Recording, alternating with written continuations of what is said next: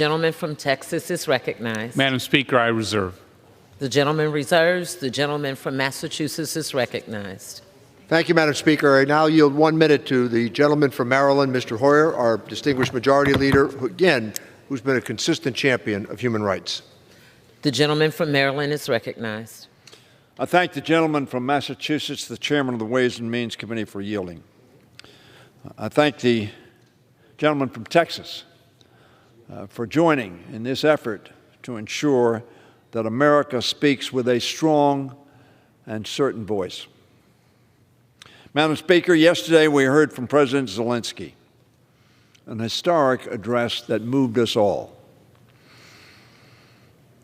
He spoke at an hour of peril for democracy in his country and at a turning point for democracy around the world.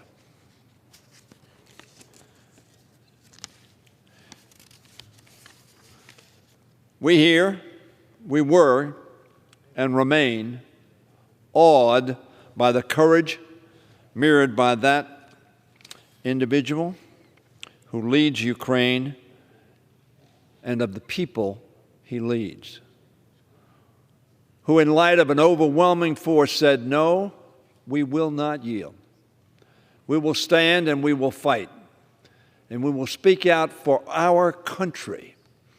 Contrary to the premise of the war criminal who leads Russia, saying that they would welcome the Russian troops with open arms. That was a lie to the Russian people, a lie to the Russian conscripts, and a lie to the world.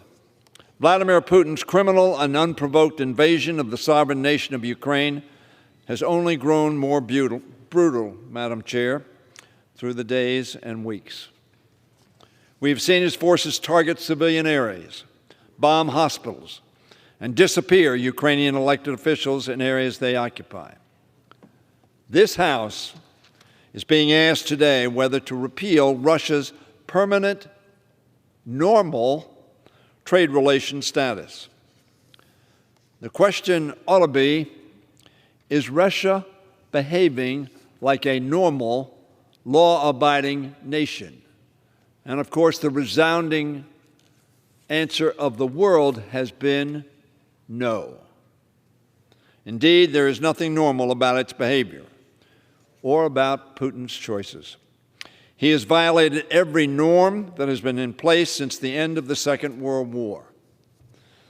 He is testing the resolve of the democratic free world. And thankfully, we are meeting that test with unity, with resolve, and with strength.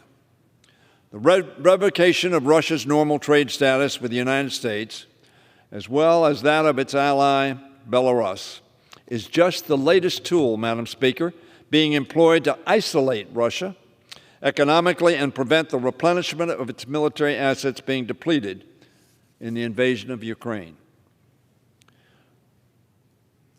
Putin clearly should have envisioned the pain that his invasion would be bringing down on his own country.